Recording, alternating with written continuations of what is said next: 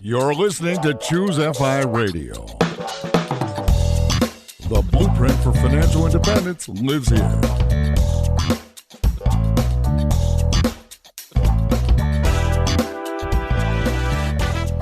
If you're looking to unlock the secrets to financial independence and early retirement, you're in the right place.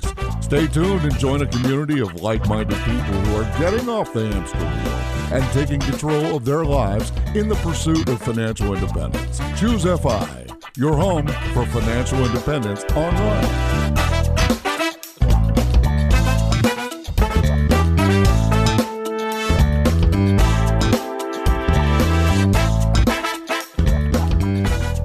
All right, lots to cover today. This is our Mailbag Friday. In the episode, we really try to go back and pull in some of the most popular questions from the week, ones that you've sent us to feedback@choosefi.com, or high-value questions from the Facebook group. But this is just an opportunity for us to really highlight what's going on in the community and the questions that the community has related, in many cases, to the content that we're covering here at Choose FI. So to help me with this, I have my co-host Brad here with me today. How you doing, buddy?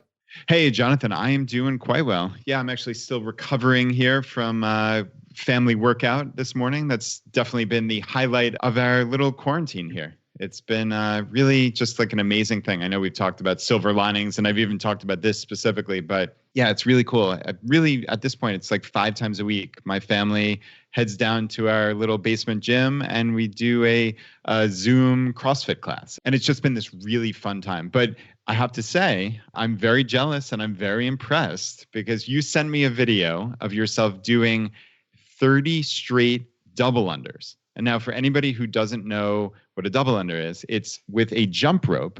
And instead of like a normal human being jumping and passing the rope under you one time, you're jumping and passing the rope under twice. And this is extraordinarily difficult. I mean, Jonathan, after I saw the video, I tried to do them. I've been doing CrossFit for almost 3 years now, and I basically never even try because I'm like, that is impossible. And you have given me some courage to try. But I did precisely one, which is pretty pathetic. But man, you rocked it. And you started at 0 not all that long ago. Yeah, I got stuck at doing 1 to 2 for a month. And, it's really, there's actually a lot here. I announced it on the show. And for the record, for our audience, I think they can understand this. 3 years ago, I told you that I could do an undisclosed number of pull-ups. I disclosed it at the time. I won't say it now, but I disclosed I could do pull-ups. And I sent you a video at that point of me doing these of said pull-ups. You were not impressed at the form. Is that accurate?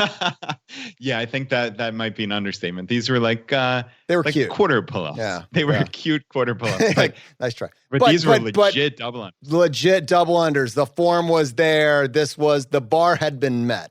And my high watermark right now is actually 50. I'll have you know. So in CrossFit, what I've seen, it seems to be 60 is the number. When you do 60, seems to be the number they incorporate. I'm getting there. I'm really close. But the double under is the perfect example of something that you can. There's a lesson here. Like, I want to spend some time here. It's okay to fail and try again and try again and try again. You want to know my secret? That is what I did. I went out every single day, multiple times a day. And I failed over and over and over again until I could do 2 in a row. Like, I just did 2. And I mean, the form was horrible. I was doing whatever it took to just make the 2 happen. And then one time, magically, I got 3, right? I was getting shin splints for a week there because I was just like, I would go out there 5 or 6 or 8 times a day. And there's a lot of trauma when you're doing this. I don't know why. My legs were in agony for a period of time. Well, you're also whipping yourself with the rope, right? I mean, not for nothing, but you get whip marks on your arms and legs. It was, yes, absolutely. It's incredibly painful. And then one day, about a month in of just only being able to do 1 to 2, one day I got 8. I got 8 just one time. I couldn't replicate it. That was it. But for a split second, I felt like I was in the zone. It worked, right? And then I was back to 1 to 2 for a couple more weeks. But I just kept going back out there because I had that taste of, this could work. This is not one of those things that when you can't do it, you've broken an arm, you've broken a leg. You just have like a whip mark on your arm or leg. It's not the end of the world. And so I was like, it's interesting. I'm doing this health challenge. We can come back and talk to that in a second. I was like, a person that's in really good shape, especially a person at a CrossFit box who's in excellent shape, you're not exactly surprised to see that they can do 60 double unders. So, forget the entire process of being in great shape. Let me just focus on doing 60 double unders. And if I can do that, probably, the getting to that health shape, that's going to take care of itself because the process that you had to get through to nail this very objective, definable goal of getting to 60 double unders. This is concrete. I can focus on it. I can measure incremental improvements. And sure enough, then I got 10, then I got 11. And occasionally I would taste this like flow state where I didn't have to think about the rhythm anymore. It's just working. And the confidence that comes with that, this is an achievable 1% increment goal. But to be able to have evidence of that in your life and say, oh, wow, I was bad at this. I failed over and over again, and now I can do it. Like you carry that with you into everything else that you try. Yeah, Jonathan, there are so many lessons here. You're right. I mean, this clearly isn't about double unders. It's about a process. It's about improvement. It's about keeping going after failure. It's like you said, it is really a lot of things that James Clear talked about when he came on, right? Like it's an identity thing. You're casting a vote every single time you go out there for the identity of the person that you want to be, right? And if you're trying to get healthier, and again, we will talk about that in a couple of minutes, but like if you're trying to get healthier and you're saying, I am a healthy person, and in this case, what does a really fit person do? You know, you're talking about this in a very enclosed space of a CrossFit gym, but 60 double unders, right? Like what would it take for me to get there? It would take me going out there 8 times a day and practicing.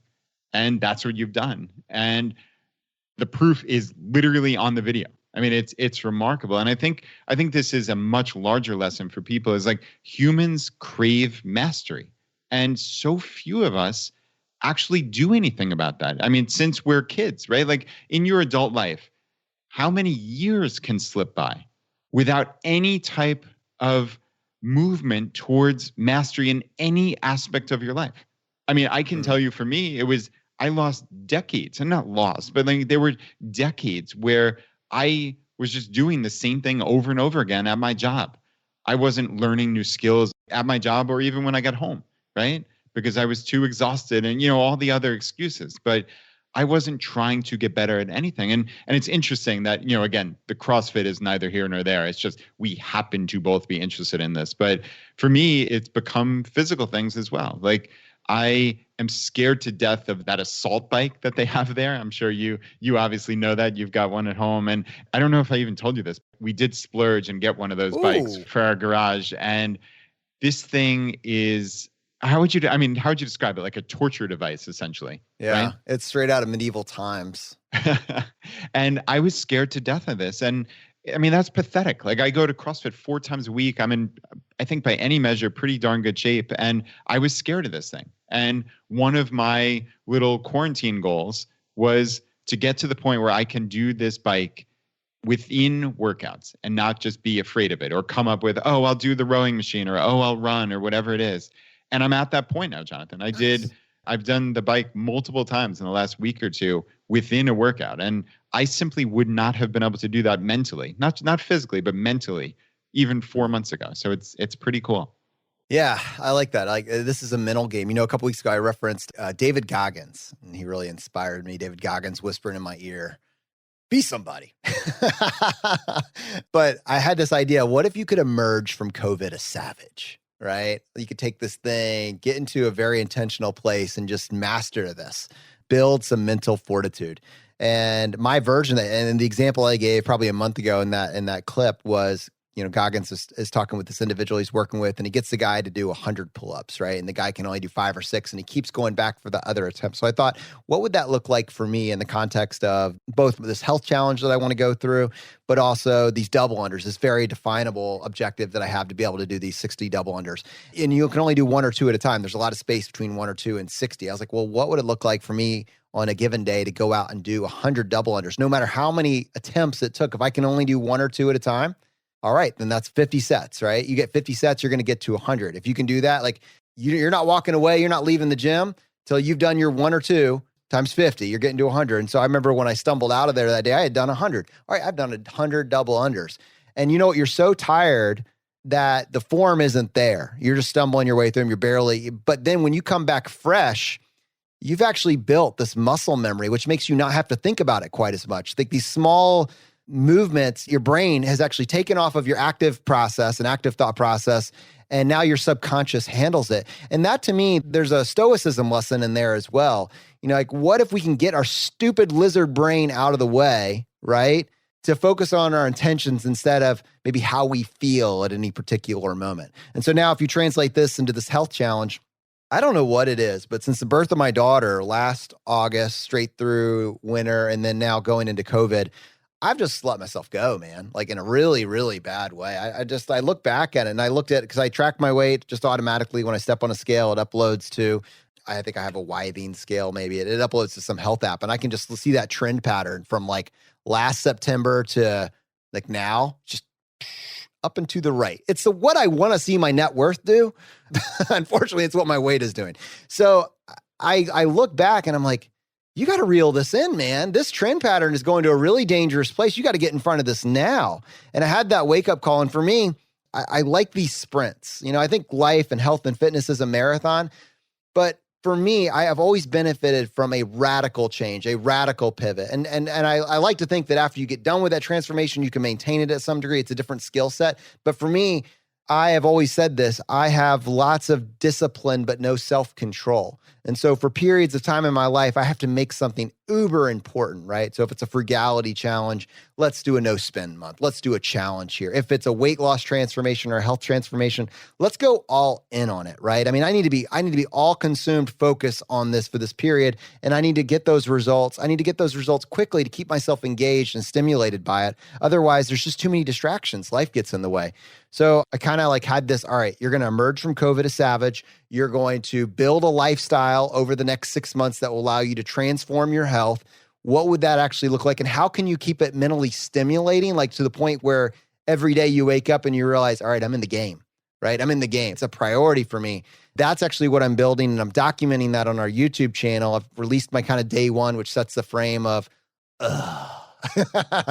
but now I'm a couple weeks in and I'm looking forward to doing the update, one of which will include these double unders, but also like the weight's coming off, man. The water weight's getting shed. My energy levels are higher. My sweet tooth has been cut. You know, I can't believe how many popsicles and pizza I was consuming over the last month. And it's kind of cool to see all these things coming together at the same time. It's like, imagine being the hero of your own story and putting that together over a definable 12-week period. Who are you going to be on the other side of this? Whoever you want. Yeah. And that identity is huge. I mean, don't discount that, right? We're talking about physical things, but you guys out there in the audience, just try something new. Try to learn some new skill, right? There's so many different things you can do that are difficult, right? Like, don't always just go through life just doing the easy thing. I think that's what a lot of us in the FI community, we're not doing the easy things. We're doing something that is, though I think it's ridiculous, it's countercultural, right? Like that we're saving our money. We're thinking about financial independence.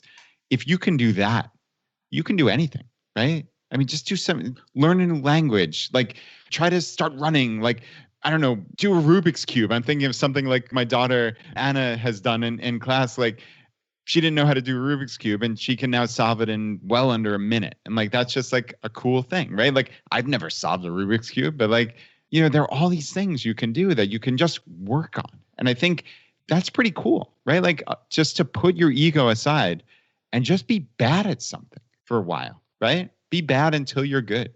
And what does it take? It just takes grit. It takes perseverance. It takes hard work. And there's a lot to be said for that.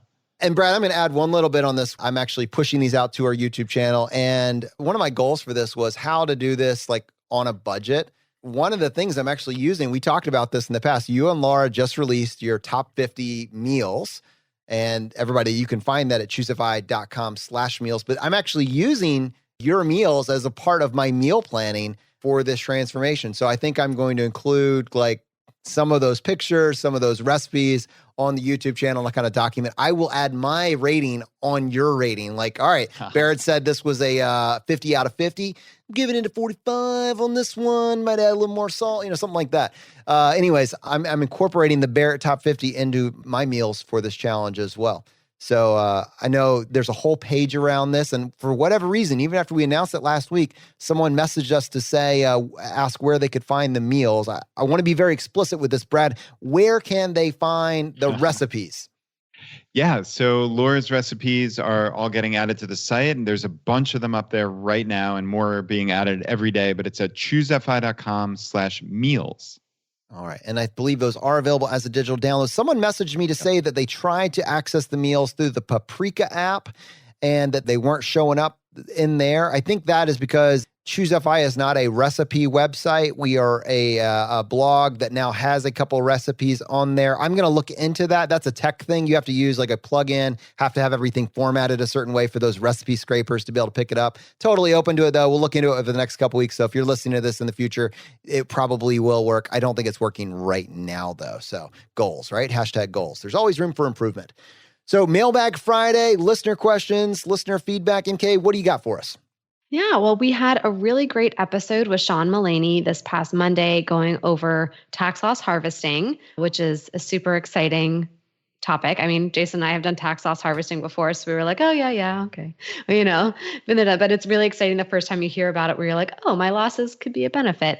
So as a reminder to everybody, we're actually doing a Facebook Live with Sean tomorrow, May 16th at 3 p.m. Eastern. So you can head to choosify.com/live to get the details, or just head over to our Facebook page around 3 p.m. Eastern on Saturday, which is tomorrow. So definitely check that out. You'll get a chance to ask direct questions to Sean, which is super helpful. And then we also had some really great feedback from that episode too from Dusty. So Dusty wrote in and said, hey guys, love your show, especially through the recent pivots. One minor but important correction from episode 205, which was Monday's episode with Sean Mullaney. The limits expressed for Roth IRA contributions you discussed are correct.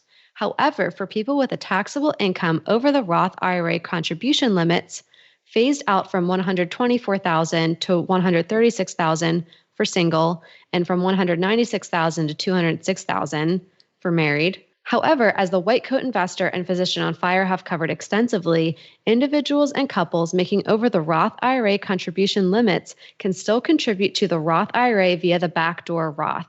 And so he has a great link to White Coat Investor, Dr. Jim Daly's information on the backdoor Roth IRA tutorial.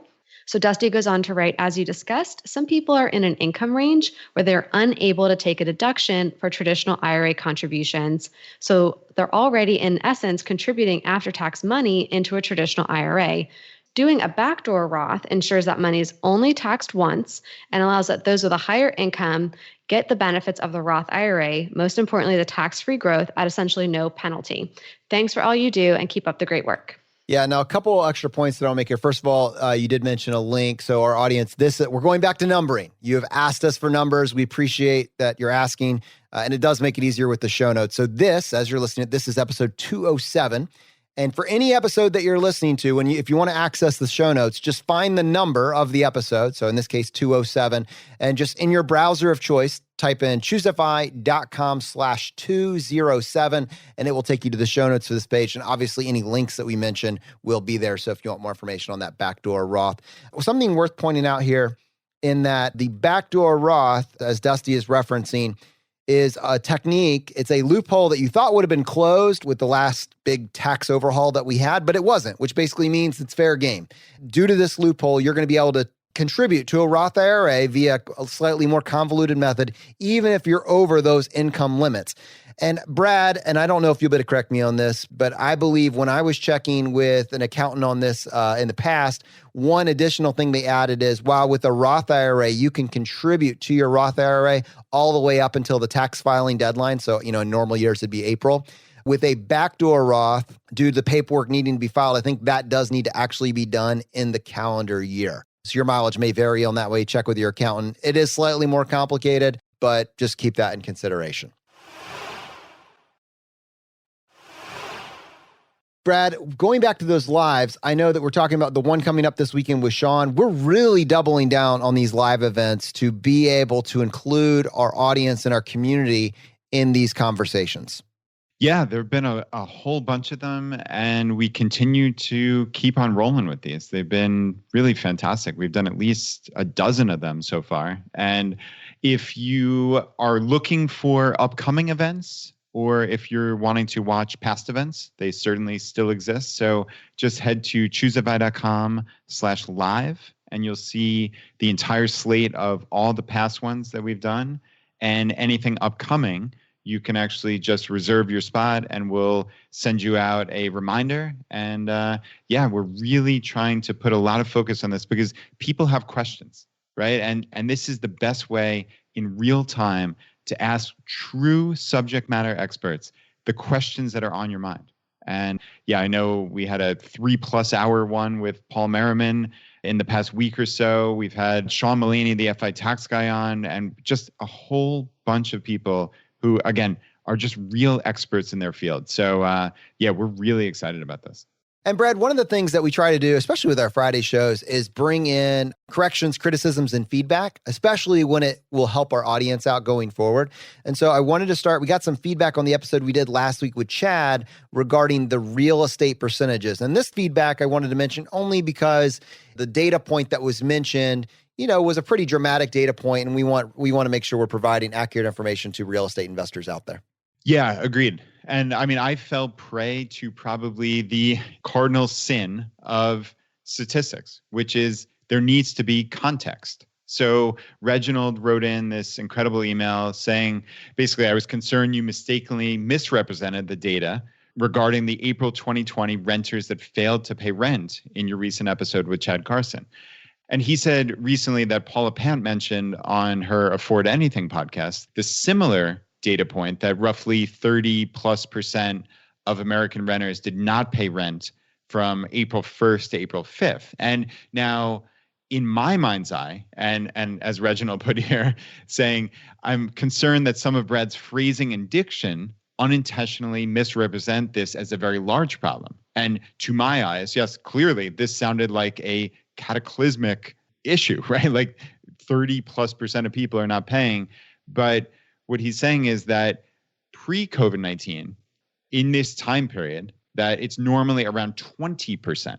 So maybe that's over the course of the month. Like, I don't imagine that 20%, and again, I don't know this, so I'm just speaking off the top of my head, but I don't imagine 20% of people are not paying simply, but maybe it's during this initial time frame of the first 5 days of the month. But regardless, even putting that aside, my conjecture, the actual number is 20. So the increase from 20 to 30% in a economic catastrophe is simply not that significant. And again, I fell prey to the cardinal sin.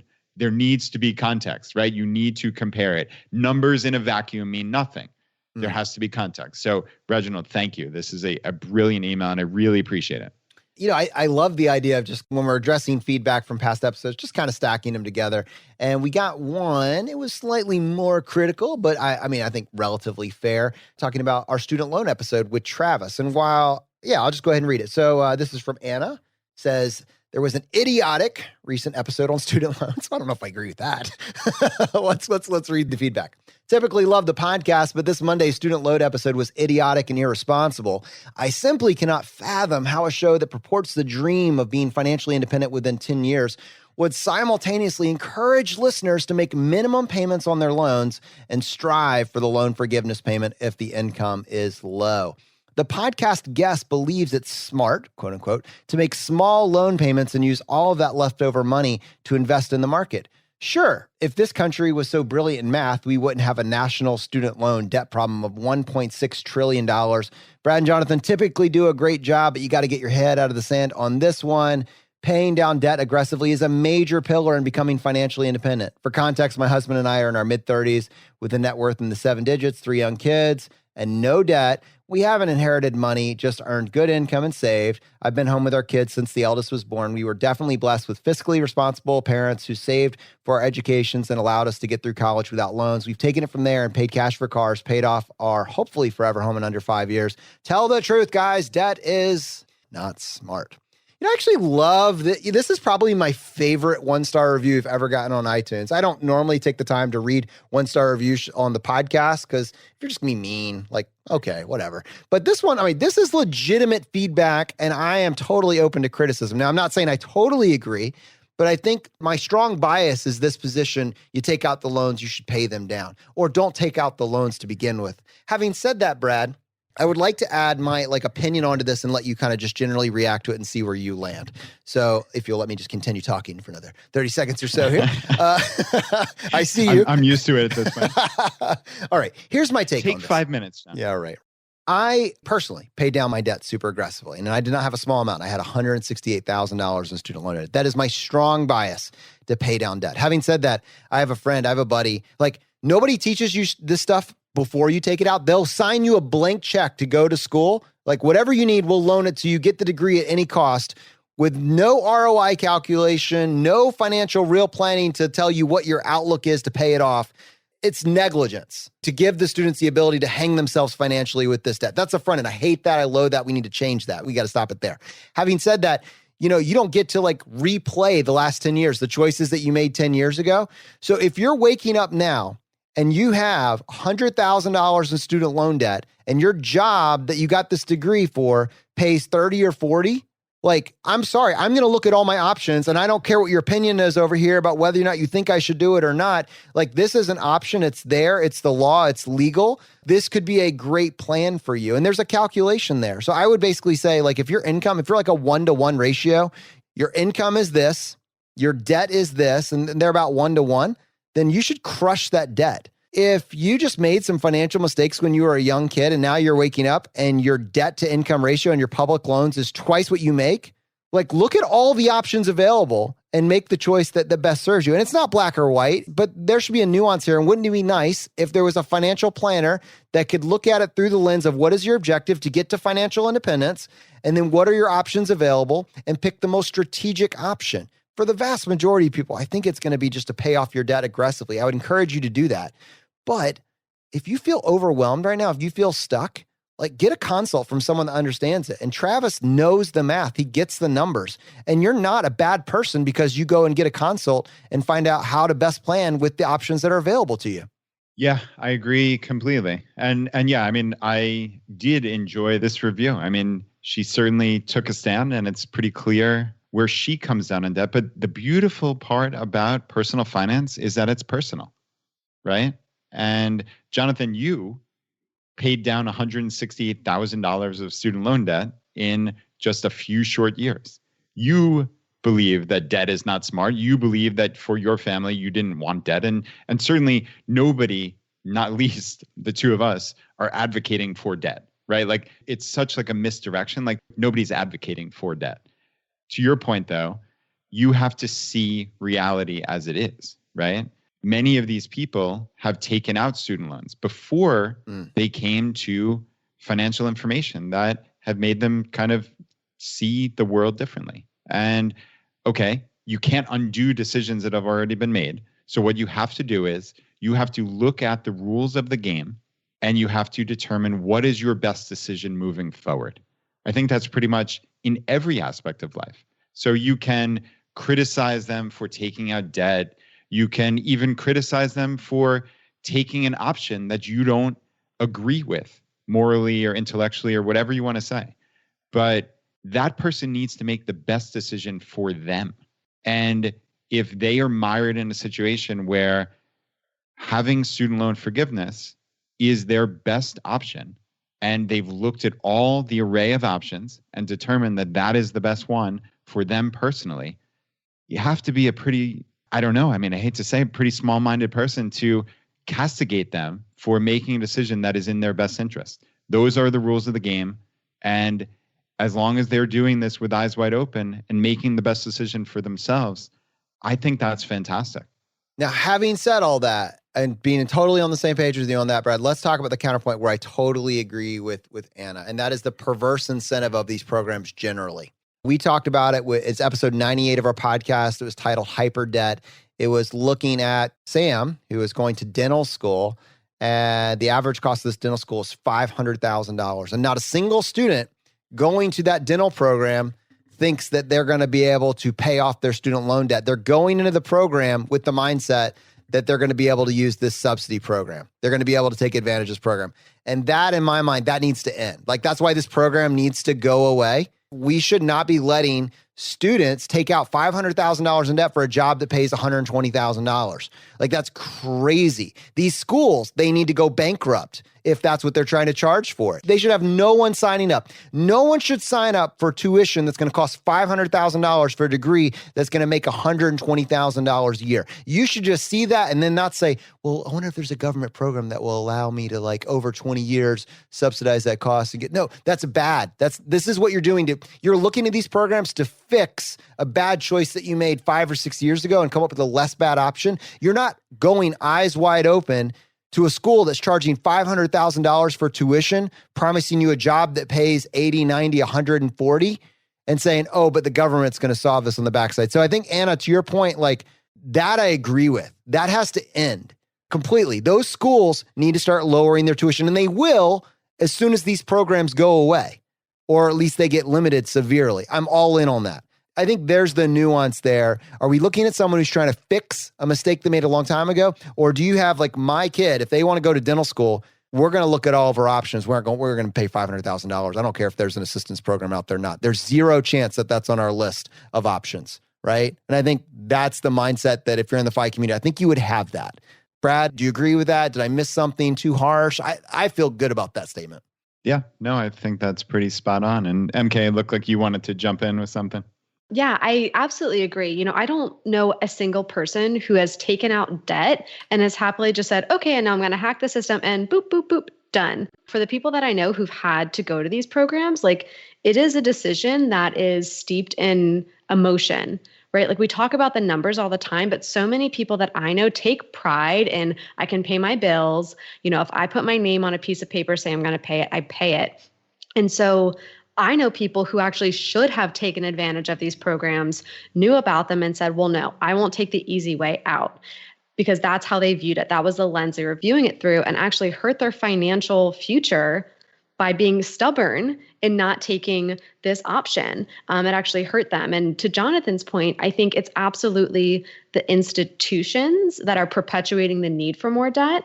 And that's where we need to put the onus on those institutions to set better incentives and to go back to the schools and say, you're only charging this much because you know that the government is going to fund this much. That's not how this should work. That should be based on the value you are providing. And therefore, we should not be putting the burden emotionally, financially, or the guilt even on the individual. It should go to the institutions that caused this cycle to happen, that put people in these bad positions, because that's how we can fix this long-term moving forward. And now I don't have a solution for it. I don't have a better idea, but I've seen firsthand what that kind of guilt and that kind of messaging does to people who would otherwise have taken advantage of these programs, who now have not been able to save for retirement because they're 20, 30 years on still paying off debt where they could have gone with these programs a decade ago and been done.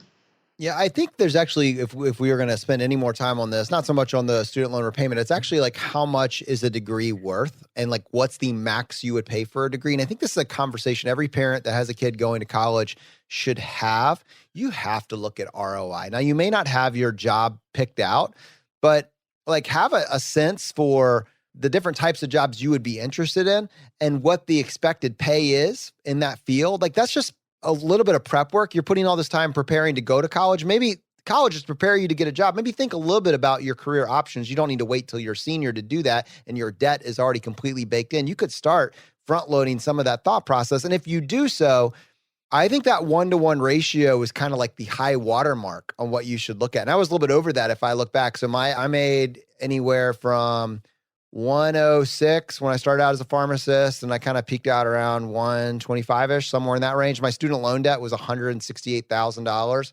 That's a little bit above, but in my mind, for my kids, it's kind of like a 1-to-1. Like if you're going to get a job making $40K, the absolute most you're going to want to spend on that degree is $40,000. That's the cap there, and so on, right? And we're going to try and do it for a lot less. We're going to try to figure out how to do it for a fraction of that.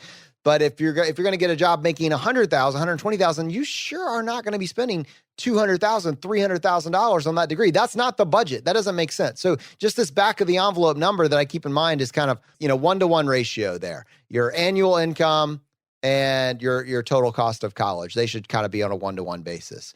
There's some flex there. It's not a dogmatic line, but certainly if you're 3-to-1 or 4-to-1 and you're eligible for these programs, like on the front end, before you even get started, you're like, ooh, I'm probably making a financial mistake.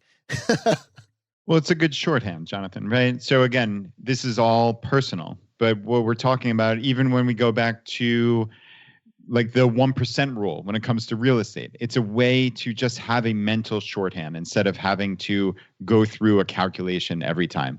I haven't put any thought into what you just said, but that's a cool shorthand that you use, right? Like I suspect very strongly when it's time for my daughters to go to college in a handful of years that I'm going to have to think about this, right? But again, to have some type of shorthand, maybe that we can all, as a FI community, can come up with. That would be kind of a cool crowdsourced project to what is the ROI? That would be pretty neat to get a bunch of people's opinion because, again, I have never put any thought into that, but it is nice going back to the rental real estate. If you know the 1% rule, that in an ideal world, you'd like to get 1% of that house's cost in monthly rent, or you probably shouldn't consider it unless there were extenuating circumstances that made it an attractive investment. Okay, that's a good starting point. So yeah, maybe we got something here. Anna, thank you so much for the feedback. And to our audience, thank you for the feedback. Just generally, it's what makes this show possible and what allows us to get better and fine tune our messaging. So thank you so much for that. All right. And MK, it looks like we have a frugal win of the week. We do. And this one was pretty unique. So this was Will wrote in with a frugal win for his brother, Matt, which I thought was really nice. So Will writes in, my brother, Matt, turned me onto your podcast towards the end of last year, and I've been hooked ever since. The topics you cover are so useful, and I've been able to find an actionable tip in almost every podcast.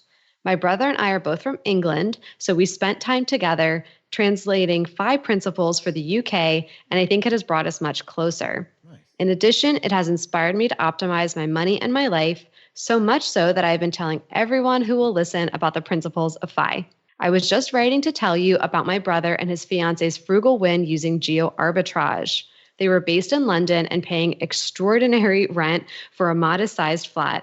They both love living in the city, but did not want to continue paying through the nose for London accommodation. To pivot around this, they have gone through the lengthy process of moving to Ottawa in Canada. Wow. This is still providing them a city lifestyle, but they can now afford a house rather than a 1-bedroom apartment. Not only did they manage to make the move, but Matt managed to get his company to let him set up their brand new Canadian branch once he had moved. London wages, but not London property prices. What a move. Wow. And then he goes on to say, Matt and Hannah, his fiance, moved to Canada on the 24th of March, 2 days before Matt's birthday, and they stayed briefly in an Airbnb. They're moving into a rented house on 1st of May, the day before Hannah's birthday. I miss them both so much and was just hoping you could pass on my birthday wishes to them both to congratulate them on the house and thank them for introducing me to the world of FI. Please keep up the awesome work on the podcast, even though I'm still working my way through the back catalog. I listen every time you put up a new episode. It has really helped me stay calm and collected through the difficult times we are seeing at present. Thank you. Thank you, Will. That was awesome. Happy birthday, guys. That is awesome. Yeah, Matt and Hannah, happy birthday. And Will, thanks for the message. That is incredible. Brad, someone was suggesting that you should register an account on Cameo. Set that up, man. Yeah. We could do more birthday wishes. I'm doing quite well. If anybody would pay for that, they're out of their minds. I don't know, man. We had a request that's not made up. Brad, I would love to see your account on Cameo. I know that would be, yeah, we'll look into it.